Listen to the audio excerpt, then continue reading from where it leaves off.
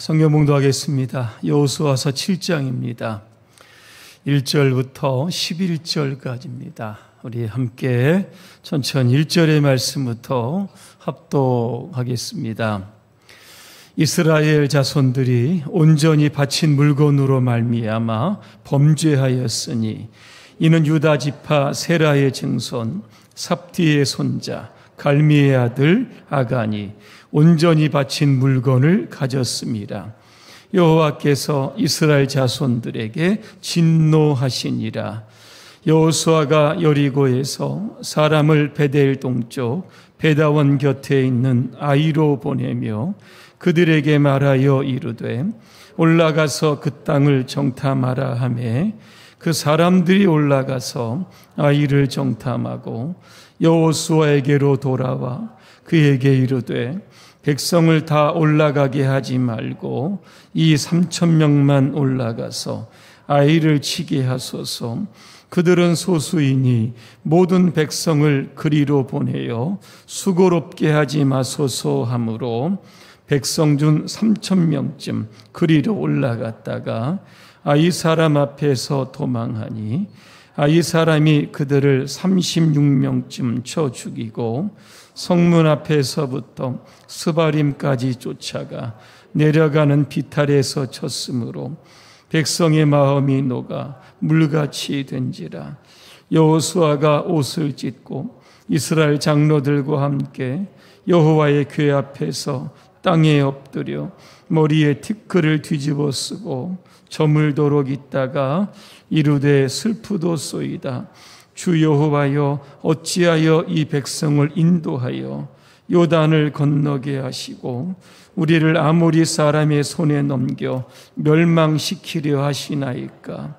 우리가 요단 저쪽을 만족하게 여겨 거주하였다면 좋았을 뻔하였나이다. 주여 이스라엘이 그의 원수들 앞에서 돌아섰으니 내가 무슨 말을 하오리까. 가나안 사람과 이 땅의 모든 사람들이 듣고 우리를 둘러싸고 우리 이름을 세상에서 끊으리니 주의 크신 이름을 위하여 어떻게 하려 하시나이까 하니 여호와께서 여호수아에게 이르시되 일어나라. 어찌하여 이렇게 엎드렸느냐. 이스라엘이 범죄하여 내가 그들에게 명령한 나의 언약을 어겼으며 또한 그들이 온전히 바친 물건을 가져가고 도둑질하며 속이고 그것을 그들의 물건들 가운데에 두었느니라. 아멘. 아이성 정복의 실패라고 하는 주제로 말씀을 드리겠습니다. 할렐루야. 아멘.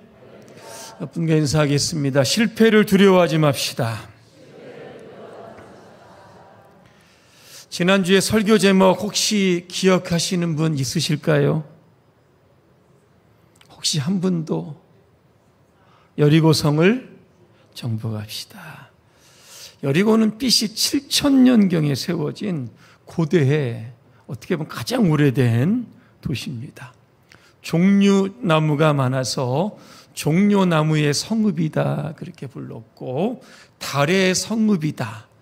달을 아마 신으로 믿었던 그러한 성읍이었습니다. 여리고는 가나안을 들어가는 입구에 있습니다. 요거 정복해야만 중부 지역, 남부와 북부, 가나안 전체를 정복하게 되는 겁니다. 문제는 여리고성 정복이 만만치가 않습니다. 어떻게 보면 인간적으로 보면 불가능해 보이는 그러한 성입니다. 하나님께서 이스라엘 백성들에게 여리고성을 정복하는 비결을 주십니다. 6일 동안 하루에 한 바퀴씩 돌아라 그랬습니다. 단 입을 닫아라 그랬습니다. 침묵 기도하며 하나님께서 이 성을 무너뜨릴 것을 기대하고 기도하면서 성을 도르라 그런 겁니다. 7일째는 7바퀴를 도고 제사장들이 양각나팔을 불면 힘껏 소리를 질러라 그랬습니다. 그대로 따라합니다. 결국 여리고성이 무너지게 되었다는 겁니다. 히브리서 11장 30절에 보니까 믿음으로 7일 동안 여리고 성을 도니 성벽이 무너졌다 그랬습니다. 믿음이 무엇입니까? 하나님의 말씀에 순종하는 겁니다. 성을 돌아라 그러면 성을 돌면 되는 겁니다. 성을 돌아서 성이 무너질까? 그런 염려하지 마시고 하나님의 말씀에 절대 순종해서 성을 돌면 결국 기적이 일어나게 되는 겁니다. 그래서 우리가 100% 순종하면 우리의 삶에 100% 기적이 일어나는 겁니다. 믿음이 무엇입니까? 하나님께 초점을 맞추는 겁니다. 여리고성은 초롱성입니다. 난곡불락과 같은 절대로 점령하기 힘든 성입니다. 그 성만을 쳐다보면 정복하지 못할 것 같습니다. 절망이 찾아오게 됩니다. 하지만 그 성을 정복해 하시는 하나님을 믿게 되면 그 성은 작아 보이고 약해 보이는 겁니다. 정복하는 것은 시간의 문제가 되는 겁니다. 오늘 여러분의 인생에 여리고성이 여러분 있다라고 하면 여러분 믿음으로 하나님의 말씀에 순종하시길 바랍니다. 하나님을 겨냥하시길 바랍니다. 하나님의 기적이 일어나게 될 줄로 믿습니다. 자, 여리고성을 정복합니다. 또 중부 지역에 또 하나의 성이 있는데 이게 바로 아이성이라고 하는 곳입니다. 자, 아이성을 정복을 하다가 어떻게 됐습니까? 실패합니다.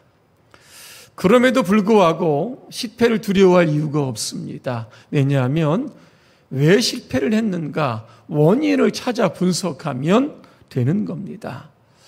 왜 아이성 정복에 실패했는지 그 원인을 두 가지 말씀드리려고 합니다. 첫째는 여호수아가 교만했기 때문에 그렇습니다. 이 아이성은 여리고에서 북서쪽으로 약 16km 떨어진 곳에 위치해 있습니다. 고고학자들이 발굴을 해보니까 이 아이성은 해발 800m의 이 고산지에 위치했던 아주 견고한 성읍이었다 그랬습니다. 이 성의 인구는 뒤에 보면 12,000명이었다 그랬습니다. 우리가 아이성 하니까 무슨 아이들처럼 작은 성처럼 여기는데 그렇지 않습니다. 여리고성에 비하면 작다 이거지 굉장히 크고 견고한 성이었다는 겁니다. 이 성을 정복하기 위해서 여호수아가 정탐꾼을 보냅니다. 그들이 정탐하고 와서 보고를 합니다. 오늘 3절입니다. 백성을 다 올라가게 하지 마십시오. 이 3,000명이면 됩니다. 그들은 소수이기 때문에 우리가 그렇게 수고할 필요가 없다. 이렇게 정탐꾼들이 보고합니다. 그 이야기를 듣고 오늘 4절에 보니까 여호수아가 몇 명을 데리고 올라가라고 합니까? 3,000명쯤 데리고 올라가라고 합니다. 자, 드디어 전쟁이 시작이 됩니다. 어떻게 됐습니까? 이스라엘이 점점 폐색이 짙어갑니다. 도망을 치다가 몇 명이 죽었습니까? 36명이 죽었다 그랬습니다. 자, 전쟁도 지고 사망자가 늘어나니까 이스라엘 군대의 사기가 땅에 떨어지면서 두려워 떨기를 시작을 했던 겁니다. 여러분, 지난주에 말씀드렸던 여리고성 정복, 여러분 어떻게 했는지 기억하십니까? 이때는 하나님만 의지했습니다. 하나님이 하라는 대로 그대로 합니다. 기도하며 순종을 했던 겁니다. 그런데 오늘 아이성 이 정복 때는 여러분 어떻게 했냐면 여호수아가 정탐꾼들의 말만 들었습니다. 다시 이야기하면 하나님의 어떤 지시도 받지 않았다는 겁니다. 기도하지도 않았다는 겁니다. 여호수아가 독단적으로 이 전쟁을 시작을 했다라고 하는 겁니다. 지금까지 이스라엘은 광야를 지내오면서 요단 동편에 있었던 아모리의 두 왕을 전멸시킵니다. 여호수아 3장에 요단강 건너입니다. 여호수아 6장에 여리고성을 정복을 합니다. 지나온 역사를 보니까 단 한 번도 실패한 역사가 없었던 겁니다. 여리고성을 정복했다고 하면 아이성 이 정도는 얼마든지 정복할 수 있다라고 하는 여호수아가 이 교만이 시작이 된 겁니다. 매튜 엘리라고 하는 성경학자는 이렇게 이야기를 합니다. 아이성 정복에 실패한 것은 분명 상대를 얕잡아 보고 이스라엘의 군대의 힘만을 믿었던 교만심의 발로였다 그랬습니다. 한마디로 전쟁에 진 것은 교만 때문에 졌다는 겁니다. 성경에 보니까 잠언 16장 18절입니다. 교만은 패망의 선봉이요 거만한 마음은 넘어짐의 앞잡이다 그렇게 말씀합니다. 사람이 싸움에서 이기고 나면 은근히 교만이 떨기를 시작을 합니다. 사람이 교만해지면 매사에 최선을 다하지 않고 방심하게 되는 겁니다. 학자들은 이렇게 이야기합니다. 아이성의 인구가 12,000명, 여기에 전쟁에 참여한 숫자가 약 4,000명 정도 된다고 합니다. 자, 이 정도 고산지에 4,000명과 전쟁을 하려고 하면 보통 서너 배 정도는 돼야 된다고 하는 겁니다. 그러면 최소한 3배 정도만 돼도 이게 몇 명입니까? 12,000명 정도는 돼야 어느 정도 이게 싸움을 할 수 있는 정도가 됐다고 하는데 3,000명만 달랑 올라갔던 겁니다. 사람이 교만하지 않으면 어떻게 이 정도 생각할 수 있을까를 생각해 보게 된다는 겁니다. 싸워야 할 대상을 굉장히 우습게 보는 겁니다. 과소평가한 거죠. 그러면서 슬슬해도 뭐 이 정도면 되겠지 그러한 생각이 찾아오게 되는 겁니다. 우리는 무슨 일을 하든지 여러분 교만하면 안 됩니다. 겸손해서 최선을 다해야 하는 겁니다. 성경에 보니까 고린도전서 10장 12절입니다. 선줄로 생각하는 자는 항상 넘어질까 조심하라 그렇게 말씀합니다. 다시 말하면 무언가 잘 될 때 겸손하라는 뜻입니다. 무언가 내 힘으로 할 수 있을 것 같을 때 더욱더 하나님을 의지하라 그렇게 말씀합니다. 그래서 우리가 어떤 일을 하든지 여러분 겸손함으로 모든 일에 최선을 다하시길 바랍니다. 두 번째는 바로 탐욕 때문에 그랬습니다. 1절에 보니까 이스라엘 백성들이 온전히 바친 물건으로 말미암아 범죄했다 그랬습니다. 온전히 바친 물건, 이 헤렘이라고 하는 뜻입니다. 이게 무슨 뜻입니까? 하나님께 봉헌되었다. 하나님의 것이다. 이런 뜻이 담겨져 있는 겁니다. 하나님께서 여리고성을 정복한 이후에 어떻게 해야 되는지 분명한 지침을 하나 주십니다. 여리고성의 모든 전리품에는 손대지 말라 그랬습니다. 이 전리품은 다 하나님의 것이다. 그래서 여호수아 6장 18절에 보니까 은, 금과 동철의 기구들은 여호와의 곳간에 드려라 그랬습니다. 만약에 누구 한 사람이라도 하나님의 것을 도둑질하게 되면 이스라엘 전체에 화와 고통이 임하게 될 것이다. 분명하게 경고하셨던 겁니다. 그런데 1절에 보니까 누가 나옵니까? 아간이 나옵니다. 아간이 하나님의 것을 슬쩍 훔치게 되었다는 겁니다. 이스라엘 백성들 어느 누가 아간이 훔친 것을 보지 못했지만 하나님은 아간을 똑똑히 보셨다는 겁니다. 그래서 여호와의 진노가 이스라엘 그 전체의 공동체에 임하게 됐던 겁니다. 이로 인해서 아이성 전투가 패배하게 됐다는 겁니다. 이러한 질문을 해봅니다. 어떻게 아간 한 사람 때문에 전쟁에서 36명이나 죽게 되느냐. 너무한 거 아니냐. 이런 생각이 조금 들게 됩니다. 또 하나, 아간 한 사람이 죄를 지었다면 하나님이 아간만 죽이시면 되는 것이지 왜 아간 한 사람의 죄를 이스라엘 전체가 죄가 진 것처럼 전체에게 하나님께서 심판을 하시느냐, 이런 생각을 해볼 수 있다는 겁니다. 그런데 하나님께서 그렇게 하신 이유가 있는 겁니다. 이스라엘은 공동체입니다. 공동체는 뭡니까? 한 명이 아닙니다. 둘 이상이 공동체죠. 이스라엘은 하나님 백성입니다. 하나님과 언약을 맺었던 계약의 공동체라고 하는 겁니다. 그래서 이스라엘은 한 사람이 아니라 공동체의 개념으로 보시면 되는 겁니다. 아간이 바로 이스라엘 사람. 한 사람이 범죄했기 때문에 이스라엘 전체가 범죄한 것으로 하나님께서는 간주하신 겁니다. 예를 들면 이겁니다. 머리에 두통이 생겼습니다. 그러면 머리만 아픕니까? 아닙니다. 몸 전체가 아픕니다. 왜? 몸과 머리는 분리되지 않고 하나이기 때문에 그렇습니다. 여러분, 교회를 가리켜서 공동체다 그렇게 부릅니다. 우리 교회는 아니고 저기 건너편에 있는 교인이 잘못을 해서 경찰서에 들어갔습니다. 자, 그렇게 되면 그 사람이 1차적으로 욕을 먹습니다. 그리고 2차적으로 그 교회가 욕을 먹게 됩니다. 그리고 한국 교회 전체가 욕을 먹고, 그 다음에 이 땅에 천만의 기독교인들이 욕을 먹는 겁니다. 매스컴에서 어떻게 이야기합니까? 교회에 다니는 사람들이 이렇게 이야기를 합니다.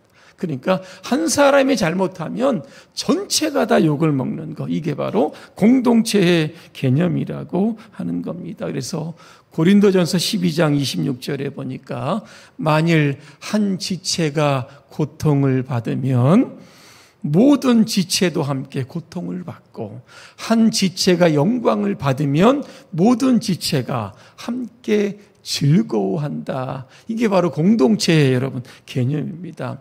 사무엘하 21장에 보니까 다윗 시대입니다. 기근이 들었는데 3년 동안 기근이 들었습니다. 이 먹을 것 없지 않겠습니까? 사람들이 죽어나갑니다. 다윗이 하나님께 기도합니다.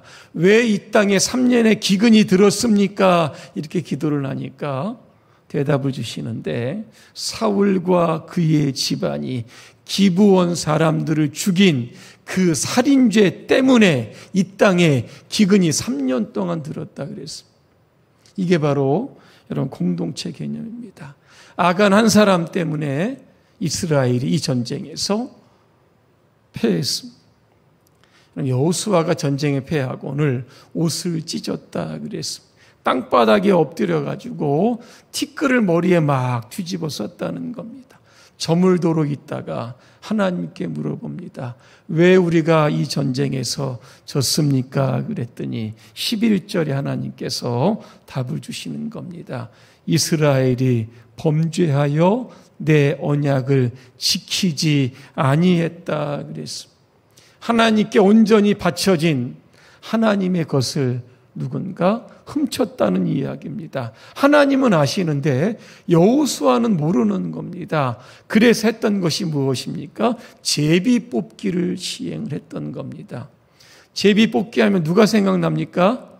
요나가 생각이 납니다. 자, 오늘 이스라엘은 12지파입니다. 12지파, 한 지파씩 나와서 제비를 뽑기를 시작을 하는 겁니다. 여호수아 7장 17절에 보니까 유다 지파가 이렇게 나옵니다. 그러면서 보니까 세라 족속 중에서 삽디가 뽑힙니다. 그러면서 점차적으로 그 제비 뽑기가 누구를 겨냥하고 있습니까? 아간을 향해서 계속 겨냥해 오고 있습니다. 자, 그러면 저 같으면 제가 잘못했습니다. 제가 죄인입니다. 저 때문에 이스라엘 백성들이 졌습니다. 이 정도 자수를 좀 했으면 얼마나 좋았을까. 그런데 오늘 아간은 끝까지 침묵을 합니다. 설마. 그러다가 결국에는 아간이 붙들리게 되는 겁니다. 그의 양심은 무뎌지게 됩니다. 죄로 인하여 더 완악해지게 되었다라고 하는 겁니다. 결국 아간이 자신의 범행을 고백을 합니다. 자신의 장막에 가면 훔친 것들이 거기 있다, 그렇게 이야기합니다. 여호수아 7장 21절에 보니까 여러분, 아간이 훔친 게 뭔지 아십니까? 신할살의 아름다운 외투 한 벌을 훔칩니다. 은 200세겔, 50세겔의 금덩어리, 이거 딱 훔치게 됩니다. 신할은 여러분 어딥니까? 원래 뜻은 두 강 사이에, 유브라데와 티그리스 강 사이에, 여기에 어떤 지역이 있습니까? 바벨론이라고 하는 지역이 있습니다. 여기 외투라고 하는데 이게 굉장히 비쌌다고 합니다. 일반 서민들은 입지 못하는 왕족이나 귀족들이 입어야 하는 고가의 외투입니다.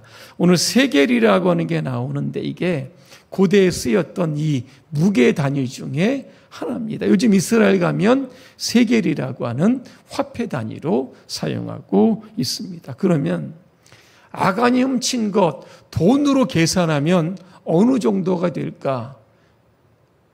한 어느 정도 여러분 훔쳤겠습니까? 네? 이왕 훔치려면 많이 훔쳐야 되죠. 어느 정도 되겠습니까? 훔친 적이 없으시니까 잘 모르시겠는데, 여러분 1세겔이라고 하는 것이 4데나리온이라고 합니다. 한 데나리온은 노동자의 하루 품삯입니다. 그러면 1세겔은 얼마입니까? 40만 원입니다. 200세겔은 얼마입니까? 8천만 원입니다. 은 50세겔 역시 2천만 원입니다. 다 더하니까 1억 원입니다. 그러니까 외투 한 벌하고 1억 원의 어떤 상당의 돈이 되는 것들을 훔쳤던 겁니다. 여러분, 왜 아간이 이것을 훔쳤을까라고 하는 겁니다. 오늘 설교의 핵심은 바로 여기입니다. 21절에 보니까 아간이 탐내어 훔쳤다 그랬습니다. 아간의 마음속에 뭐죠? 탐심이 들어왔다는 겁니다. 중국의 열자라고 하는 책에 이 설부에 보면 이런 이야기가 있습니다. 제 나라에 어떤 사람이 있는데 이 사람이 금을 굉장히 탐내는 사람이었다고 합니다. 아침 일찍 일어나가지고 옷을 입고 시장에 이렇게 갑니다. 금 파는 곳에 가서 그 많은 사람들이 있는데 금을 훔쳐가지고 집으로 가는 겁니다. 경찰에게 딱 붙잡힙니다. 아니 이렇게 백주대낮에 이렇게 사람이 많은데 어떻게 금을 훔칠 생각을 했느냐 그랬더니 여러분 뭐라고 얘기한지 아십니까? 그 사람이 이렇게 얘기합니다. 내가 금을 들고 나올 때에는 사람은 보이지 않고 금만 보였습니다. 이렇게 이야기합니다. 여기서 나왔던 얘기가 이런 뭔지 아십니까? 확금자, 불견인이라고 하는 말이 나왔던 겁니다. 무슨 뜻입니까? 돈을 움켜쥐려고 하는 사람은 돈 외에 아무것도 보이지 않는다 그랬습니다. 여러분 창세기 3장 6절에 보니까 인간의 타락 기사가 나옵니다. 하와가 선악과를 따는 장면이 나오는데 뭐라고 나오냐면 이렇게 나옵니다. 여자가 그 나무의 과실을 보니 먹음직스럽고 보기에 아름다우며 그 다음에 보니까 지혜롭게 할 만큼 탐스러웠다 그랬습니다. 그래서 자기가 따서 먹고 남편에게 주어 먹게 하였다 그렇게 말씀합니다. 여러분 하와가 선악과를 딱 보니까 하나님은 보이지 않는 겁니다. 그래서 그 열매를 결국 먹고 이 땅에 원죄라고 하는 것이 시작이 됐던 겁니다. 견물생심이라고 하는 사자성어에 있습니다. 무슨 뜻입니까? 물건을 보면 마음이 생긴다는 겁니다. 어떤 마음이요? 갚고 싶은. 자꾸 욕심이 발동하게 되는 겁니다. 문제는 이 탐심의 끝이 어딘지 아십니까? 사망입니다. 야고보서 1장 15절입니다. 욕심이 생기면 죄를 낳고 죄가 자라면 죽음을 낳는다 그랬습니다. 자, 이 아간의 탐심의 문제를 오늘 여호수가 해결을 합니다. 여호수아 7장 22절에 보니까 그 아간의 장막에 사람을 보내서 그 물건들을 다 가져오게 합니다. 그리고 아간과 그의 가족들, 짐승들을 이끌고 어디로 가냐면 아골 골짜기로 갔다 그랬습니다. 아골 골짜기에서 여호수아가 아간에게 이렇게 이야기합니다. 왜 너가 우리를 이렇게 괴롭게 만들었느냐? 이제 하나님께서 너를 괴롭게 하실 것이다. 이스라엘 백성들이 아간과 아들과 딸과 그가 훔쳤던 외투와 금덩어리와 은덩어리, 돌을 던지게 하는 겁니다. 그리고 나머지는 다 불살랐다. 거기에 보니까 돌 무더기가 쌓였다라고 하는 겁니다. 그제서야 여호와의 진노가 그쳤다 그랬습니다. 아골 골짜기는 괴로움의 골짜기다, 그런 뜻이 담겨져 있는 겁니다. 여러분, 썩은 사과 하나가 이 박스 안에 있으면 어떻게 됩니까? 다른 사과도 다 썩습니다. 집에 감자 박스가 하나가 있는데 안에 여러분 감자 하나 썩으니까 그 막 온통에 그냥 썩은 냄새가 나는 겁니다. 우리 안에 여러분 작은 것, 탐심 이런 것들이 있으면 결국에는 우리 삶, 공동체를 이게 사망으로 이끌어가게 되는 겁니다. 얼마 전에 모 집사님이 이런 질문을 했습니다. 이스라엘 백성들이 광야 40년 동안 만나는 40년 동안 내렸는데 메추라기는 역시 40년 동안 내렸습니까? 이런 질문을 했습니다. 여러분 어떻게 생각하십니까? 질문하지 않겠습니다. 참고로 메추라기는 한 달 동안 이스라엘 백성을 먹게 하셨다는 겁니다. 근데 여러분, 이 메추라기 사건은 결국 탐욕의 사건과 연결된다는 거 혹시 여러분 기억을 하십니까? 민수기 11장으로 제가 한번 가봅니다. 이스라엘 백성들이 40년 동안 밤마다 이슬이 내릴 때 만나가 내립니다. 그러면 새벽에 나가서 만나를 거두어다가 일용할 양식으로 약 40년 동안 먹게 됩니다. 처음에는 참 신기합니다. 그래서 얼마 감사한지. 그래서 만나를 먹습니다. 시간이 지납니다. 성경에 보니까 백성들이 만나를 싫어했다 그랬습니다. 먹기도 싫다는 겁니다. 그러면서 애굽에서 먹었던 것들을 자꾸 생각해냅니다. 뭘 먹었습니까? 생선, 오이, 참외, 부추, 마늘, 그죠? 아주 골고루 다 먹었습니다. 그러면서 뭐라고 이야기하냐면 우리에게 고기를 주십시오 그랬습니다. 애굽에서 먹었던 고기가 생각이 나는데 고기를 달라 그랬습니다. 하나님께서 그때 뭐를 주시냐면 메추라기를 주십니다. 민수기 11장 31절을 제가 한번 읽어드리겠습니다. 여호와께서 바람을 보내 바다에서부터 메추라기를 몰아 진영과 그 주변 일대에 내리게 하시자 진영에서 사방으로 하룻길 떨어진 지역까지 메뚜기가 지상에서 약 1m 정도 높이로 날아다녔다 그랬습니다.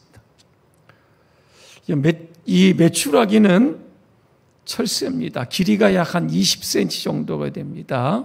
이 봄에는 아프리카에서 유럽 쪽으로 날아갑니다. 가을쯤 되면 다시 아프리카로 돌아오게 되는 겁니다. 바다를 지나가게 됐다는 겁니다. 자, 하나님께서 계절을 따라 이동하는 메추라기를 바람을 이용을 해서 이스라엘 진영에 내리게 하셨다는 겁니다. 여러분 어느 정도 내렸냐면 진영에서 사방으로 하룻길 떨어진 지역이다. 그러니까 제가 여기 서 있으면 사방으로 약 32km에서 40km 정도까지. 여러분 이 메추라기 몇 메타요? 1m 정도. 사방 천지가 다 메추라기가 되었던 겁니다. 이스라엘 백성들이 이틀 동안 그 메추라기를 잡습니다. 적게 잡은 사람이 성경에 보니까 10가만이 잡았다 그랬습니다. 너무 많이 잡아서 그냥 먹게 놔두니까 육포로 만들기 위해서 진영 사방에다가 널어 놓았다. 여러분 성경 읽으면 다 나옵니다. 메추라기 먹으면 얼마나 좋았겠습니까? 자, 문제가 딱 생깁니다. 민수기 11장 33절, 34절 읽어드립니다. 고기가 아직 이 사이에 있어 씹히기도 전에 여호와께서 백성에 대하여 진노하사 심히 큰 재앙으로 치셨으므로 그곳 이름을 기브롯 핫다와라 불렀으니 욕심을 낸 백성을 거기에서 장사했다 그랬습니다. 기브롯 핫다와 관주에 보니까 탐욕의 무덤이다 그랬습니다. 이스라엘 백성들은 참 불평하고 원망합니다. 오늘도 보니까 우리 교동문 읽을 때도 불평하지 말라, 찬양에도 입술에 불평하지 말라 그랬는데 역시 마찬가지입니다. 여러분, 언제 불평이 나옵니까? 만족하지 못하면 불평이 나옵니다. 광야에서 만나면 되지 뭐가 더 필요하겠습니까? 농사도 짓지 않는데 그냥 하나님께 주시는 거 먹으면 되는데 이것 달라 저것 달라 고기 달라 뭐 달라. 결국 이게 그 원망과 불평이 욕심을 만들어냈던 겁니다. 그래서 하나님께서 욕심을 부린 백성들을 결국 죽이셨다라고 하는 겁니다. 여러분, 디모데전서 6장 10절에 보니까 이런 말씀이 있습니다. 돈을 사랑하는 것이 온갖 악의 뿌리가 됩니다. 이것을 가지려고 열망하는 사람들이 믿음에서 떠나 방황하다가 많은 고통을 당하고 상처를 입었다, 그렇게 말씀합니다. 탐심을 정의를 이렇게 내리고 있습니다. 가진 바를 족한 줄로 여기지 못하고 더 가지려고 하는 마음이다. 사람의 욕심은 여러분 끝이 없습니다. 누군가 갑부에게 물어봤다고 합니다. 지금 가지고 있는 거 만족하십니까? 그랬더니 아닙니다. 어느 정도 가져야 만족하십니까? 그랬더니 조금만 더 가지면 만족하겠다 그랬습니다. 조금만 더. 욕심이라고 하는 것, 탐심이라고 하는 것, 물질에 대한 갈망을 끊임없이 우리 안에 불러일으키는 겁니다. 탐심을 극복하는 비결이 무엇일까를 한번 좀 생각해 보았습니다. 그것은 바로 감사하는 겁니다. 주어진 삶의 조건에 하루하루 감사하며 살면은 우리 안에 욕심이 사라지게 되는 겁니다.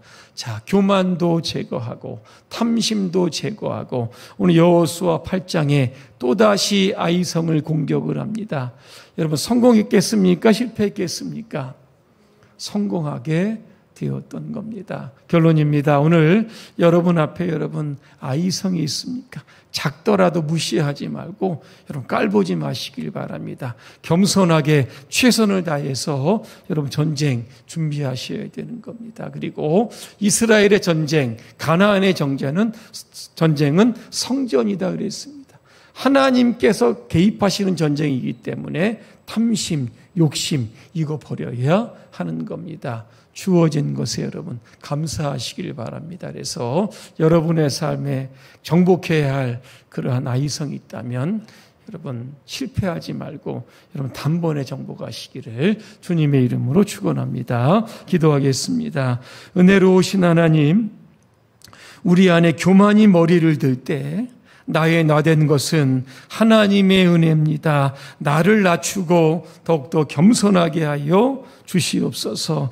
우리 안에 탐심이 머리를 들 때 범사에 감사합니다. 이러한 마음을 가지고 탐심을 제거하여 우리 앞에 정복할 아이성을 실패하지 않고 패배하지 않고 단숨에 정복할 수 있도록 우리의 삶을 축복하옵소서. 예수님의 이름으로 기도합니다. 아멘.